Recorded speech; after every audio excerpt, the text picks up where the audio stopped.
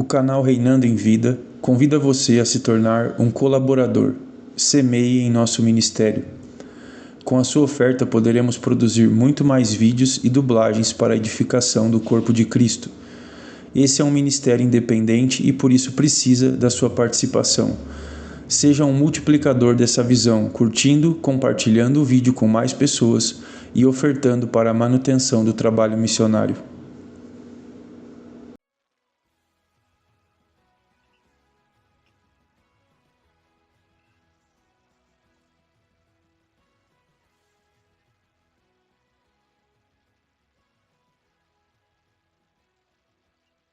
Estamos começando na página 28 do manual.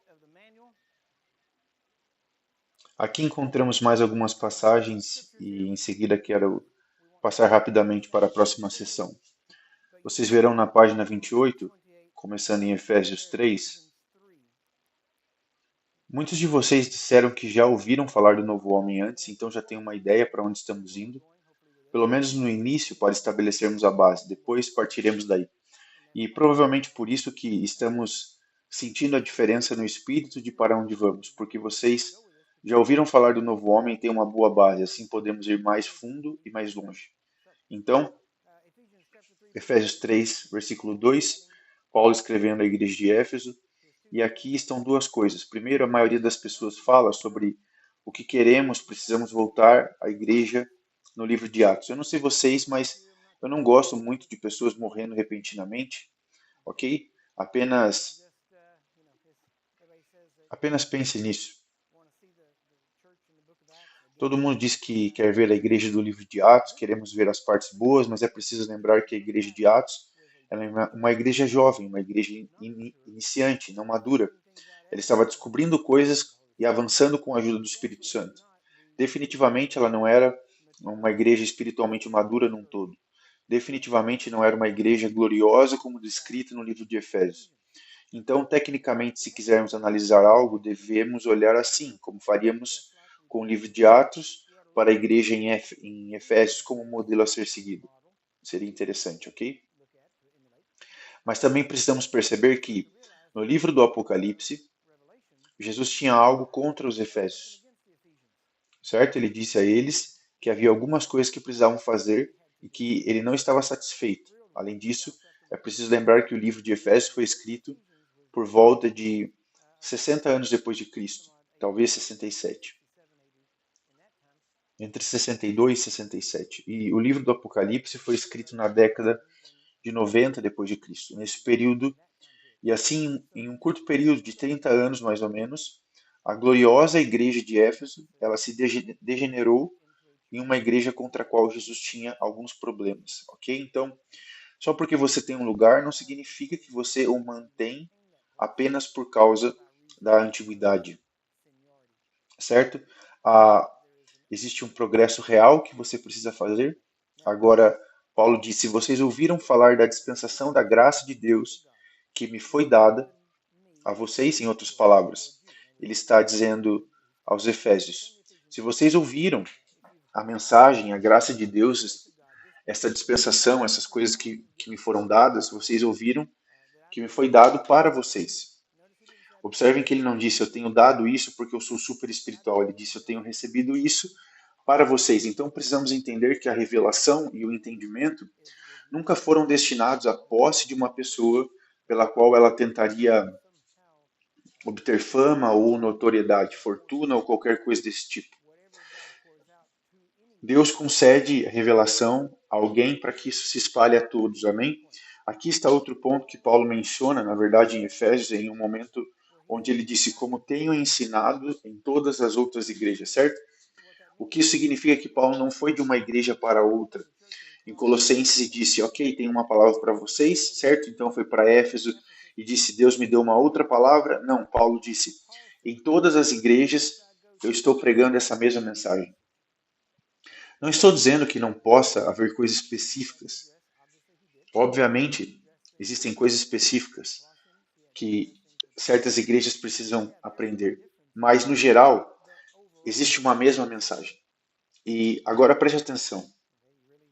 Espero que Espero que isso mude seu paradigma para ajudá-lo, ok? O grau em que uma igreja recebia a mensagem de Paulo e a cumpria, por assim dizer, a colocava em prática, era como ele julgava o quão espiritual ela era. Você consegue entender? Não, porque se você está falando, por exemplo, da igreja de Corinto, estava bombando, era a igreja dos dons, quer dizer, tudo acontecia lá, e mesmo assim Paulo não os elogiou muito. Até disse que eles tinham dons e que existiam ali superapóstolos que estavam se passando por coisas e que ele estaria ali em breve, e as palavras que eles usavam não era sobre quem pregava melhor, eles diziam mas que era sobre quem tem poder. Ele até disse: quero ir atrás de vocês como um pai, mas talvez eu tenha que ir com uma vara de correção, certo? Não no bom sentido de pai, mas no sentido de fato de disciplina. Então ele foi muito direto com essas coisas e disse: se alguém pensa diferente do que eu tenho compartilhado, Deus lhe mostrará onde está errado. Isso é muito ousado, ok? E era isso que ele estava dizendo. Enfim, porque havia pessoas falando mal dele, dizendo que ele não era um apóstolo de verdade, e ele estava se defendendo. Mas o motivo de eu estar dizendo isso é que quero que vocês entendam que o nível da sua espiritualidade não se mede pela quantidade de tremor, contusões, quedas, falar em línguas ou qualquer outra coisa do tipo. Isso não indica sua espiritualidade, certo? O indicador da sua espiritualidade é a sua obediência à palavra de Deus. É simples. É o que você faz com a palavra que você tem. E isso significa alimentar os famintos, vestir os nus, significa que você sabe o que precisa ser feito e faz. E nem sempre precisa parecer espiritual, ok? Então, aqui ele disse: vocês ouviram falar disso, isso me foi dado para vocês. Agora ouçam, por meio de revelação. Jesus me revelou o mistério, como eu escrevi aqui em poucas palavras. E eu entendo que só temos uma carta aos Efésios. E nessa única carta, ele diz como escrevi em poucas palavras, que obviamente havia outra carta aos Efésios que ele escreveu e explicou como ele recebeu essa revelação, esse mistério sobre o qual ele começa a falar. Uma das coisas que me chama a atenção é que o maior número de cartas que temos para qualquer igreja em particular é para os coríntios. Certo? Todas as outras igrejas têm apenas uma carta. Depois temos as cartas para outras pessoas, geralmente no máximo duas, exceto com o apóstolo João, que tem três, e essas ficam cada vez mais curtas, quer dizer, são realmente muito curtas. Então, quando você olha para o conjunto de cartas que foram escritas especialmente para a igreja, bem, eu fiz algumas pesquisas sobre plantação de igrejas e coisas do tipo, e não quero me alongar muito, mas só quero destacar esse ponto. O lugar onde Paulo passou mais tempo, ou o período mais longo que Paulo esteve em um só lugar, foi com os coríntios, onde ele ficou 18 meses, certo? Exceto quando ele estava na prisão, é claro, e isso não foi por escolha própria, mas ele ficou lá por 2 anos. Então, sempre que ele estava com os coríntios, ele ficou lá por 18 meses. Você lê sobre todos os outros lugares onde ele plantou igrejas. Um deles foi a igreja em um lugar chamado Bereia. O que mais me chama a atenção em Bereia foi que eles examinavam as escrituras para verificar se o que Paulo dizia era verdade. E eles estavam certos. Não é curioso que a igreja que examinou as escrituras nunca tenha recebido uma carta de Paulo dizendo que eles estavam errados? Porque não temos nenhuma carta para a igreja de Bereia, só temos cartas para as igrejas que estavam erradas. E essas eram as que não receberam a mensagem dele, não receberam com a autoridade que ele tinha, não a praticaram e se apegaram a coisas como o brilho, sabe, coisas que chamavam a atenção, dons, poder, coisas assim. Mas foram essas igrejas que Paulo teve que escrever dizendo que eles estavam errados. E o chamado, e o chamando de carnais, ele foi bem direto. Então há uma correlação aí. Quanto mais você se apega às escrituras, menos precisa ser corrigido. Amém? Você verifica as coisas, não apenas ouve e pensa, ah, que legal, que divertido. Tudo que vocês sabem é que existe um túnel de fogo onde todo mundo corre e é atingido por um raio, ok? Vocês sabem que isso pode ajudar algumas pessoas aqui, mas não vai ajudar ninguém lá fora. E a razão pela qual a igreja existe é porque devemos ajudar as pessoas lá fora. Devemos ser o sal da terra. Amém? Devemos ser a luz do mundo. Então, tudo que fazemos precisa ser filtrado pela grande comissão. Se o que quer que estejamos fazendo não ajuda a igreja a crescer para que ela possa cumprir a sua missão, é um tempo perdido. Amém? Então, não se trata de você ser alguém importante, super espiritual. Trata-se de você ser parte do corpo de Cristo, descobrir quem você é para que possa exercer a sua posição, porque cada articulação precisa suprir cada parte que lhe foi dada. Amém? A igreja precisa de cada parte que existe. Então, agora Paulo diz, quando eu escrevi, como eu escrevi em poucas palavras, versículo 4, então agora sabemos que era uma carta, você pode entender meu conhecimento no mistério de Cristo. Então agora nessa carta falamos sobre o mistério de Cristo, então vamos começar a ver isso mais de perto, o qual em outra época não foi revelado aos filhos dos homens, como agora foi revelado aos seus santos apóstolos e profetas pelo Espírito. Então agora sabemos que havia um mistério que estava sendo ocultado, e as pessoas dizem, bem, isso não é justo, é a decisão de Deus, certo? As pessoas dizem, bem, aqui está o problema, tentamos tornar Deus democrático.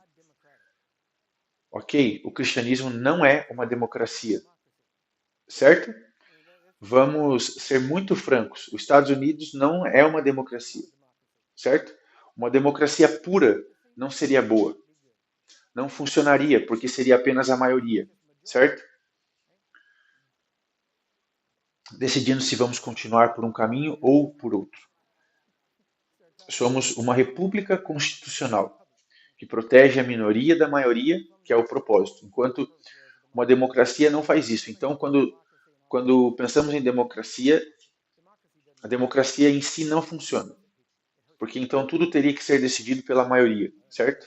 Mas o problema é que as pessoas tentam, para tomar o reino de Deus, uma democracia. Tecnicamente não seria correto. Seria muito mais próximo de uma monarquia constitucional. Entende? É algo parecido com o que a Inglaterra tem, certo? Uma monarquia constitucional. Isso significa que existe um rei, mas ele está sujeito às leis estabelecidas. No nosso caso, o nosso rei estabeleceu as leis, mas também ele se alinhou às leis que ele estabeleceu. E suas leis estão alinhadas com sua natureza. Então, não é que o impeça de violar, mas sim o fato de que a sua natureza jamais violaria o que ele criou. E as leis que ele promulgou nos mostram a sua natureza, para que saibamos que podemos contar com ele para ser o mesmo para sempre. Amém? Agora, observe isso. Ele diz, esse mistério estava oculto. Quero abordar alguns pontos. Lembre-se da parte do mistério, voltaremos a ela mais tarde. Veja, na página 29 do manual. Aqui tem uma lista de algumas palavras e coisas diferentes para as próximas páginas. Não vamos abordar todas elas, mas são coisas para você pensar. E pesquise. E se você analisar muitos dos nossos ensinamentos, verá que já abordamos muito desses ensinamentos. Não especificamente sobre esses títulos, mas nos próprios ensinamentos. Mas aqui, quando falamos sobre um espírito, estar espiritualmente morto ou espiritualmente vivo, quando falamos morto, não queremos dizer deixar de existir, certo? Significa apenas estar desconectado da fonte. É isso que significa estar morto. Nesse sentido, se você está espiritualmente morto, não significa que você não está andando por aí, mas sim que você está andando por aí com o espírito desligado da fonte da vida. Esse espírito foi desconectado da fonte que o originou. Faz sentido? Então, o espírito desconectado da fonte da vida está espiritualmente morto. Mas agora você se conecta com Deus, se reconecta com Ele e agora está espiritualmente vivo. É isso que acontece. Quando nascemos de novo, temos uma alma e, como já falamos antes, definimos a alma como aquilo que nos torna quem somos. Seu espírito, em sua maior parte, é recriado à semelhança de Deus. Seu espírito não será julgado nesse sentido. Sua alma será julgada. Ok? É por isso que ele falou sobre como é ruim para uma pessoa ganhar o mundo inteiro e perder a alma. Ele não disse perder o espírito. Ok? Então é a sua alma, é quem você é. ok? Agora, você pode ser carnal, o que significa ser governado pelos sentidos, ou a palavra grega para carnal, na verdade, tem a ver com o corpo, sarcasmo, e significa carne, governado pela natureza inferior, ok? A mente renovada ou uma mente espiritual significa não ser governado pelos sentidos, mas ser governado pelo espírito, o que está em consonância com a palavra. Agora, aqui está outra coisa que prova que o caminho que a igreja seguiu está errado, e é muito simples. Gálatas capítulo 5 fala sobre o fruto do espírito. E o fruto do espírito é o fruto do seu espírito humano, ok? Mas o Espírito Santo, obviamente, está conectado a quem nasceu de novo. E o Espírito Santo dá vida ao seu espírito, e do seu espírito vêm esses frutos, entende? Esses não são frutos do Espírito Santo. Agora, entenda, o Espírito Santo tem esses frutos. São os frutos dele, mas ele é um indivíduo, entende? Mas a vida dele está em sua vida. E ela deveria produzir os mesmos frutos. Você pergunta, como você sabe disso? Porque um deles é a temperança, que é o autocontrole. Então, se isso não faz parte do seu espírito, você não está demonstrando autocontrole. Você está sendo controlado por outra coisa, o que nunca foi a intenção de Deus. Então, aqui está o ponto. Deus quer que você o siga, mas ele não quer que você seja controlado. O diabo quer controlar, Deus quer que você o siga voluntariamente. Se você ler em todo o Novo Testamento, onde diz eles foram cheios, essa pessoa foi cheia de ira ou essa pessoa foi cheia do Espírito Santo, tudo que isso significa é que eles foram influenciados a ponto de agirem. É só isso que significa. Lembre-se, isso é muito importante. O que isso significa é que o Espírito Santo, você se permitiu ser tão influenciado pelo Espírito que foi movido a fazer algo. Pedro, cheio do Espírito Santo, levantou-se e falou. Então ele foi influenciado pelo Espírito a se levantar e falar. Mas precisamos entender que esses frutos em Gálatas 5 têm a ver com, por exemplo, com autocontrole, o fruto do Espírito em sua vida que você produz. Então você precisa produzir esse fruto. E esse é o principal fruto que Jesus procura quando ele voltar. Não curas, não dons, o fruto que você tem. Haverá muitas pessoas dizendo, não fizemos essas obras em seu nome. Ele disse, eu nunca os conheci. Certo? Então precisamos entender que você pode fazer essas coisas sem conhecer a Deus. Você pode conhecer pessoas e não ser conhecido de fato por ele. Jesus nunca lidou com cristãos como nós. Ele lidou com pessoas não salvas na sua época em que esteve na Terra. Ninguém havia nascido de novo até o dia de Pentecostes, ok? E pelo menos até depois da sua ressurreição, porque você não podia nascer de novo até que ele ressuscitasse. Então todos os homens que ele comissionou para sair, curar, ressuscitar, expulsar demônios, eram pessoas naturais, não nascidas de novo, operando exatamente como os profetas faziam no Antigo Testamento.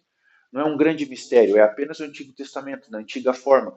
O Espírito agia através das pessoas, o Espírito estava com elas. É por isso que ele diz que quando o Espírito da verdade vier, ele estará com vocês, mas ele estará em vocês. Até agora ele esteve com vocês. Adivinhem, ele estava com vocês quando saíram curar, mas agora ele estará em vocês. E assim vemos uma mudança, e isso é importante, precisamos perceber, essa mudança ocorre. Em Provérbios 23, 7, a Bíblia diz, porque como imagina em seu coração, assim ele é. Assim como um homem imagina em seu coração, assim ele o é. Mas agora observe o seu coração. O seu coração é tudo o que você é. Está tudo junto. É tudo basicamente, está tudo reunido. É um só. É o centro. É você. E se você separar, encontrará alma, espírito e corpo, emoções, intelecto, todas essas coisas lá dentro. Ok? Mas sabemos que o coração não é a mente por si só. Porque ele diz: amarás o Senhor teu Deus de todo o teu coração, mente, alma e força. Sabemos que coração, mente e alma não são a mesma coisa, pois ele não repetiu 3 vezes, ok? São coisas diferentes, em diferentes graus, como deveríamos dizer. Agora, o corpo, obviamente, é físico e tem hábitos voluntários e involuntários, mas o principal é que o corpo tem hábitos. Isso significa que não há nada que você não possa mudar na sua maneira de viver. Você é simplesmente a soma total do que faz repetidamente. E quanto mais você faz, mais reforça, mais se torna uma fortaleza, mais você associa emoções e ações.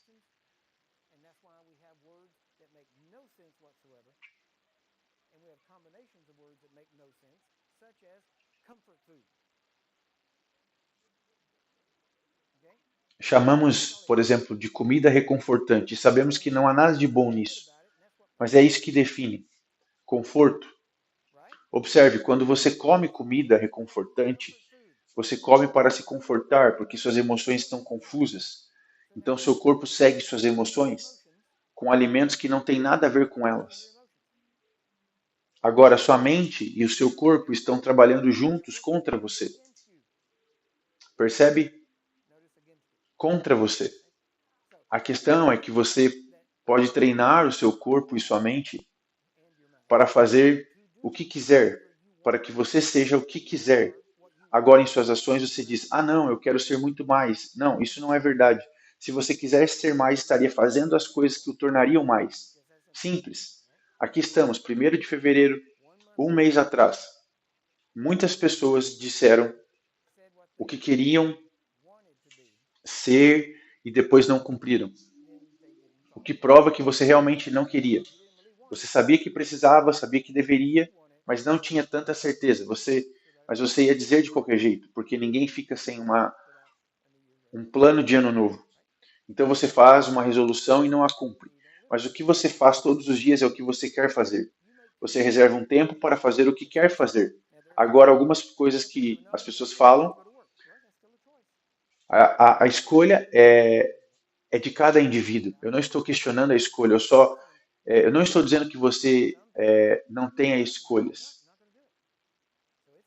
Então, tudo que você faz é uma escolha. E aí, isso gera resultados e consequências. Eu poderia divagar sobre tantas coisas nisso, mas a Bíblia diz que quem não trabalha, por exemplo, não come. Vou parar por aqui, ok? Porque é uma escolha. Você pode criar hábitos no seu corpo, na sua mente, agora mesmo. O problema é que a maioria das pessoas não se esforça para realmente criar esses hábitos. E assim elas se aproximam disso. Se você realmente decidisse ser exatamente como é por dentro, se você fosse por fora, se dissesse: vou fazer o que preciso fazer para realmente ser quem eu sou, então se dedicasse totalmente a isso, de todo o coração, certo? E se você fizesse isso como um grupo de pessoas imediatamente antes do pôr do sol, vocês seriam classificados como um culto, porque se destacariam tanto da maioria dos outros seres humanos que as pessoas imediatamente diriam: ah, isso é um culto. Olha só para eles, estão fazendo tudo isso junto. São fanáticos, são religiosos, eles existem, sim. E a questão é, mas você faz isso em qualquer outra área e as pessoas te admiram por isso. Você entra para o exército, o que eles fazem? Pegam um monte de gente, colocam no mesmo lugar, mantêm por 6 semanas, treinam, equipam, fazem lavagem cerebral e quando saem eles andam diferente, falam diferente, são diferentes. O que aconteceu com eles? Foram submetidos a uma lavagem cerebral e agora são soldados, fuzileiros navais ou qualquer outro grupo. Não quero ofender ninguém, entenda, mas você é, e ainda assim as pessoas voltam a falar de você e eu digo: nossa, sério? Nossa, cara, que incrível. Sabe, eu realmente te admiro. E se você fizesse a mesma coisa com o evangelho, sabe, onde você estiver,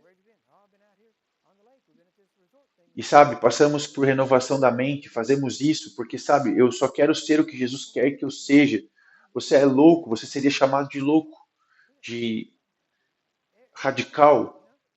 Ouvi dizer que você foi àquela clínica de emagrecimento, sabe? Fiquei lá 30 dias e fiz tudo isso e olha só para você, está diferente. Estou orgulhoso. Semana que vem eu vou para um acampamento religioso. Vou tomar cuidado. Não vá para o acampamento religioso. Veja, eles não se importam se é corpo ou alma, mas não deixe que seja espiritual. E o que isso te diz? Diz que o mundo não sabe o que está falando. Amém? Diz que o mundo é contra você ser quem Jesus quer que você seja.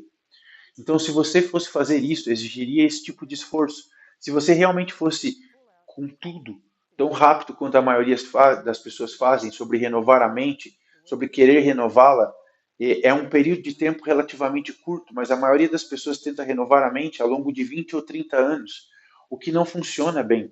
Porque você não renova apenas 5%, depois volta para o mundo, e 3% já não está renovado na semana seguinte. Então você está constantemente lutando, indo e voltando, quando na realidade, se você fizesse exatamente como os militares fazem, ou como esses outros grupos fazem, você chegaria lá muito rápido. Poderia levar 4 semanas, 5 semanas, 6 semanas, 90 dias, seja lá quanto tempo for. E se você fizesse isso, o resultado seria fenomenal. Mas a maioria das pessoas nunca fará isso. Bem, eu tenho que trabalhar, eu entendo. Mas o que você faz no seu tempo livre? Bem, quando chego em casa estou cansado. Sabe, eu só quero sentar na frente da TV e não fazer nada. Eu só quero relaxar. Existe um motivo para chamarem isso de relaxar. Vegetais não pensam, certo? Pensa nessa frase. Enfim, vamos dar uma olhada em algumas dessas outras palavras. Vocês perceberam que qualquer uma delas poderia ser um tópico de um seminário. Tudo que estamos falando poderia ser um tópico por si só. Então agora você tem a mente consciente. Ok? Isso está na página 30. Você tem a mente consciente, a mente inconsciente. Ok? Agora, a mente inconsciente é tecnicamente a intermediária entre o seu espírito e a sua mente consciente, a sua alma. Fala-se em memória de trabalho aqui e depois falam em consciência, abordando esses diferentes aspectos. A mente consciente é como a memória está agora, com o que você está lidando e o que precisa para funcionar no seu dia. A mente inconsciente está em segundo plano, onde você pode estar trabalhando, mas há algo acontecendo, talvez um problema emocional, um relacionamento familiar ou algo assim. Outras coisas podem estar acontecendo e às vezes distraí-lo da sua mente consciente. Mas geralmente é possível separar as duas. A mente inconsciente está mais diretamente relacionada ao espírito.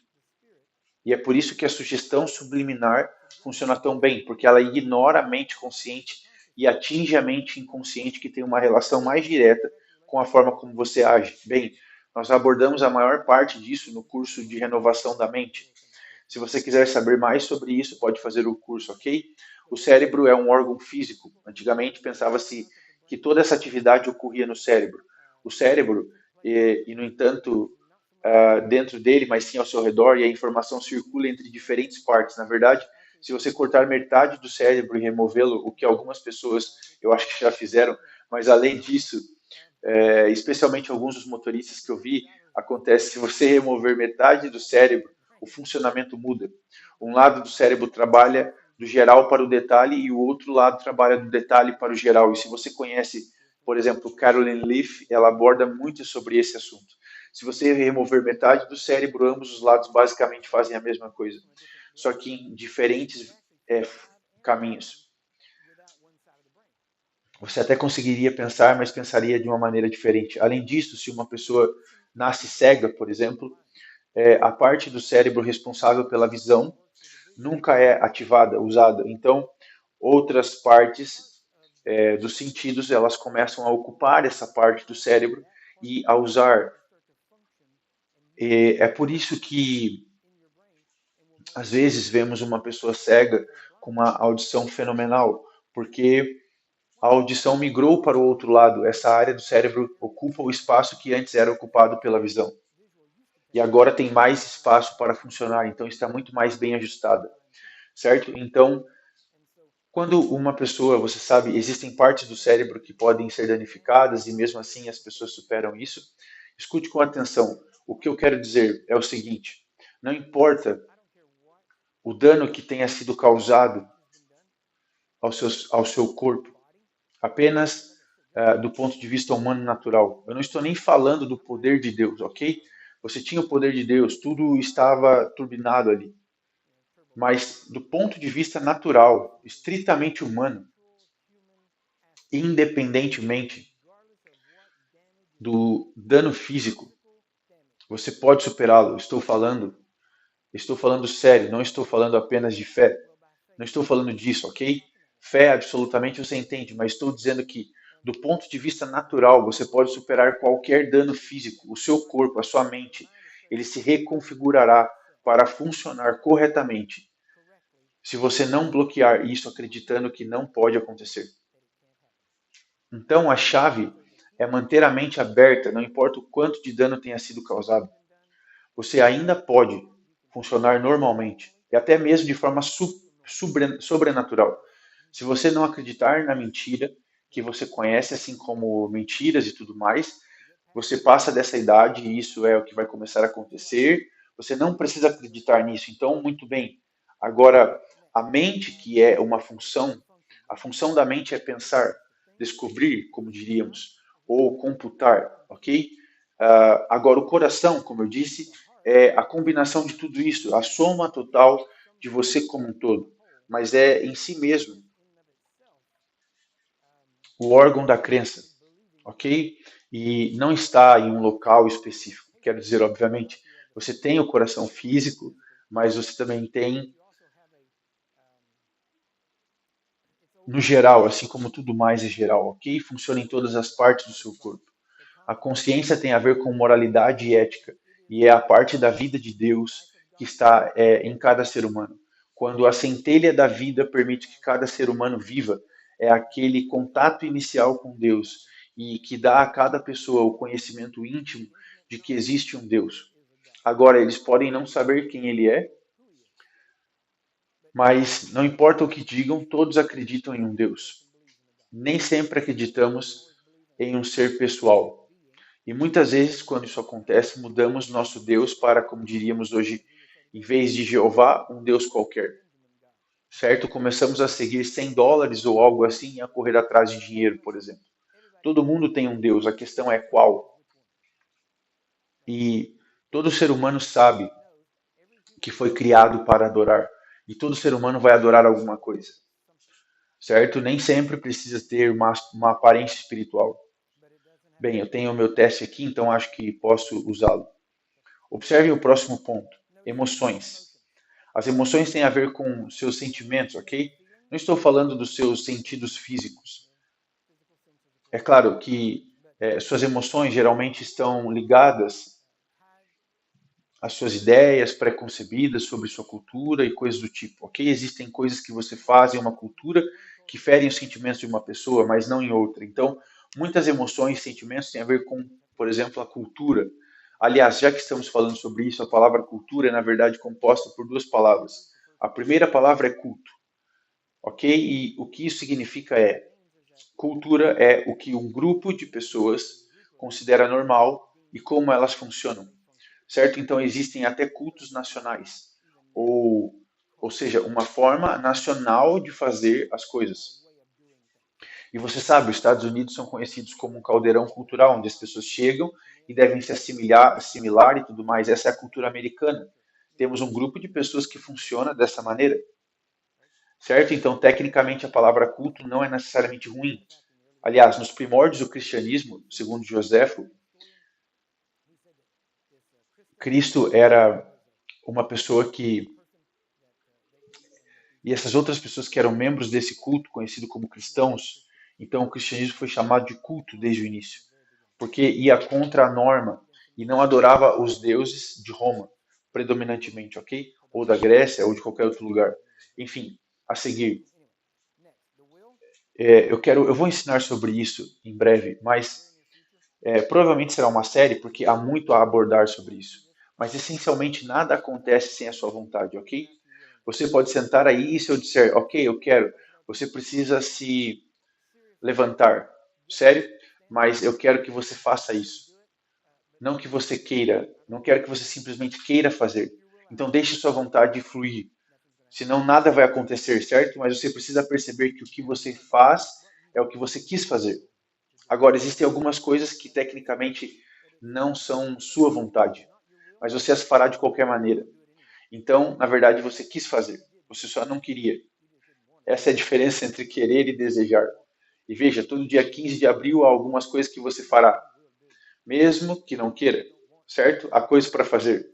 É a mesma coisa, mas a vontade determina o que você vai fazer. Então, o que você faz é o resultado da sua vontade. Seja o que for que você tenha feito ou não tenha feito, você quis ou não quis fazer. Resumindo, o que você faz ou não faz não é culpa de ninguém, mas você está errado ou não se beneficia de ninguém. A seguir, o intelecto. O intelecto é apenas o grau de conhecimento com o qual você consegue operar. em diferentes níveis, e a lógica é como você resolve as coisas. Essas diferentes palavras você pode pesquisar e ver que se encaixam no raciocínio em geral, que é como você lida com a lógica. Ok? Então, a escolha, sua escolha é determinada predominantemente, em primeiro lugar, pela sua vontade, mas também por onde você mantém a sua mente. Ok? Se você mantiver sua mente, digamos que você fique assistindo a filmes violentos o tempo todo, você é mais propenso, muito mais propenso, a reagir de forma violenta se algo acontecer, do que, por exemplo, se você assistisse a filmes tranquilos e comoventes. Eu sei que é uma categoria ampla, mas eu estou dizendo que aquilo com que você se satura influencia a sua ação. É simples. Então, é muito simples mesmo. Observe a personalidade. Personalidade é simplesmente como você. Bom, parte disso, entenda, Deus sabe de tudo isso. Ele conhece os planos que tem para você, ele te conhece. E há muito mais sobre isso, mas sua personalidade, sabe, aquela velha questão entre natureza e criação e ambas, ok? Existem coisas que Deus colocou em você porque Ele sabe o que quer que você faça e Ele te predestinou. Você precisa fazer essas coisas antes, então Ele te prepara e te capacita. Você tem uma espécie de pré-condicionamento, sabe? Você é feito de uma forma, você é programado de uma forma que facilita a realização de certas coisas. Enquanto outras pessoas olham e pensam, eu nunca conseguiria fazer isso. Bem, elas poderiam, só que não seria fácil para elas. Veja, eu poderia viajar, ficar em hotéis, motéis, sabe, só arrumando as malas todo dia, carregando, descarregando, eu poderia viver assim. Não me incomodaria, não me importo com nada, nada, ok? E então aproveitar cada minuto, sabe? Outras pessoas não conseguiriam fazer isso nem por uma semana. Elas simplesmente enlouqueceriam. Seria horrível para elas. Mas eu, até certo ponto, sou assim, desde sempre. E, e agora Deus está usando isso para o benefício do reino. Eu não acho que simplesmente aconteceu. Eu acredito que Deus me projetou assim, ok? Mas eu ainda tinha que dizer, eu vou usar isso para a tua glória, em vez de usar isso para mim mesmo e me tornar, por exemplo, um vendedor viajante. Então, em algum momento, ainda tenho que concordar em usar como Deus me fez para a glória dele, não apenas para mim, amém? Agora, a sua personalidade se manifesta, em primeiro lugar, isso tem muito a ver com quem você é. Parte disso tem a ver com como você foi criado, mas você pode superar isso. Ou, se você foi criado de uma boa maneira, isso pode te beneficiar, pode te abençoar ao mesmo tempo. A outra parte, sua personalidade, foi determinada principalmente por com quem você anda. Um pouco pelo que você lê e assiste, mas principalmente por quem está ao seu redor na maior parte do tempo. E, honestamente, pais, eu só vou dizer que vocês têm uma responsabilidade moral perante Deus, de observar com quem seus filhos andam. Vocês não podem simplesmente dizer, bem, vou deixá-los escolher. Então vocês estão escolhendo deixá-los escolher a prisão, a morte ou qualquer outra coisa, certo? Sua responsabilidade é liderar, guiar e mostrar a eles o caminho que devem andar. Quer eles gostem ou não, haverá um momento em que eles poderão escolher, mas seu trabalho é incutir neles. Eles são qual é o caminho certo, amém? Então precisamos perceber isso agora. A próxima pessoa, o espírito, sim. Agora vamos ver o espírito, ok? Agora, olha, isso é importante. Lembre-se, falamos que a alma e a mente descobrem as coisas, certo? Mas agora observe a alma, desculpe, o espírito, sabe? Ele sabe das coisas, certo? Ele não descobre. Não é mais, não é como a alma. Há coisas que você simplesmente sabe e há coisas. Esse é um dos primeiros sinais de que você está recebendo a revelação de Deus. E para mim, vou dizer como funciona, mas ouvi de outras pessoas, então sei que há uma semelhança. É que, primeiro, bem, eu posso apenas mostrar a vocês e vou ter que me apressar aqui, mas se vocês forem para 1 João, capítulo 2, agora se eu mostrar a vocês na Bíblia, vocês vão acreditar, certo? Mesmo que vocês não estejam vivendo isso, vocês ainda acreditarão. Vocês têm escolha de acreditar e viver isso, certo? Versículo 20. Vocês têm a unção do santo. parem aqui mesmo. Essa palavra unção é a mesma palavra em grego que unção, certo? Vocês têm uma unção do santo, ok? Observem, observem isso. Vocês sabem todas as coisas, vocês sabem de todas as coisas, não há nada que vocês não saibam. Por quê? Porque Cristo está em vocês. E porque nele está toda a sabedoria, os tesouros da sabedoria e do conhecimento. Jesus sabe de tudo. E aquele que sabe de tudo está em você. Então vocês sabem de tudo. Vocês sabem de todas as coisas estão em seu espírito, elas estão lá. Agora pensem nisso, isso está certo. Certo? Vamos pular aqui só um pouquinho. Ok? Duas coisas. Como vocês acham que Deus vai fazer isso? Bem, alguns de vocês podem acreditar que Deus vai fazer isso, mas em algum momento, todo ser humano será julgado. Ok? Em algum momento, até mesmo os cristãos, haverá um julgamento para os cristãos. Eu não sei se vocês sabem disso, mas ele existe.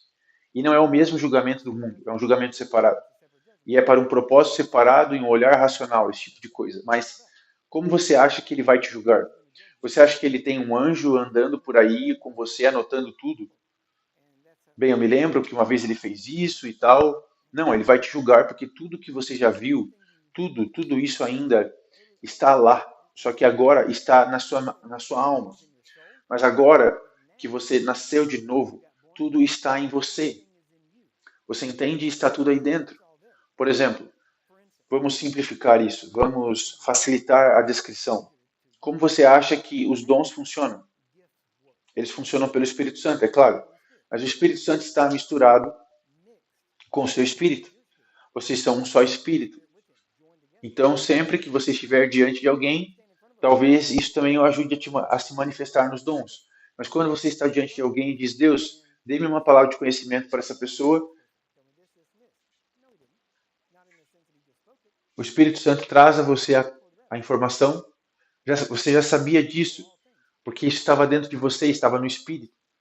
Todas as coisas, isso significa todas as coisas, ok? É como estar conectado à internet. Então você está conectado à internet de Deus, entre aspas. Certo? Não há nada que você não possa descobrir. Aliás, você percebe que quando encontra algo na internet, não é quando apareceu, já estava lá, certo? Então você encontrou, adivinhe só, o que está em você já está em você. Deus não te deu, você já recebeu, já está aí dentro.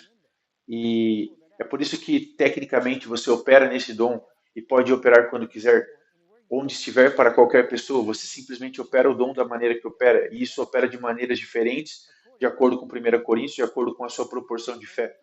Então, você pode dizer, Deus me diz que você está sentindo dores. Ou você poderia dizer, Deus me diz que você está sentindo uma dor no joelho. Na frente, mas também atrás do joelho, você tem sentido essa dor. Na verdade, ela vai e volta e piora bastante nesse momento, sabe? E você diz, não é a mesma coisa? Eu acabei de dizer exatamente a mesma coisa duas vezes, só que uma com mais detalhes e outra com menos. Qual a diferença? Minha fé em Deus não me deu mais detalhes, eu apenas tive coragem de me expor e começar a falar. E as coisas começaram a fluir, como o Espírito Santo está me trazendo isso à memória. Ele trará todas as coisas à sua memória. Então, não é como se você estivesse esperando algo. Vamos apenas esperar que Deus se mova e me dê uma palavra. Não, você desperta o dom que está em você. O dom do Espírito Santo. Você o desperta. Você começa a falar, se mover. Você pode começar, como o Wigglesworth disse, eu começo na carne, mas eu termino no Espírito. Certo? Então, você começa com o que você tem e logo quando você para, quando você vê, o Espírito está se manifestando. Mas ainda assim, você sabe, você continua falando. E o negócio é que quando você não sabe o que dizer e continua falando, o Espírito Santo entra em ação e é o Espírito do seu Pai falando em você. Ele falará e falará suas palavras. Você vê isso? Mas você precisa aprender que ele está lá. Então chegamos a esse ponto agora onde temos 2 minutos, certo? E, ei, lá está ele. É divertido estar aqui em cima. Ele estava esperando há tanto tempo. Ele gosta da minha mesa, gosta mesmo. Ok? Então agora venha comigo.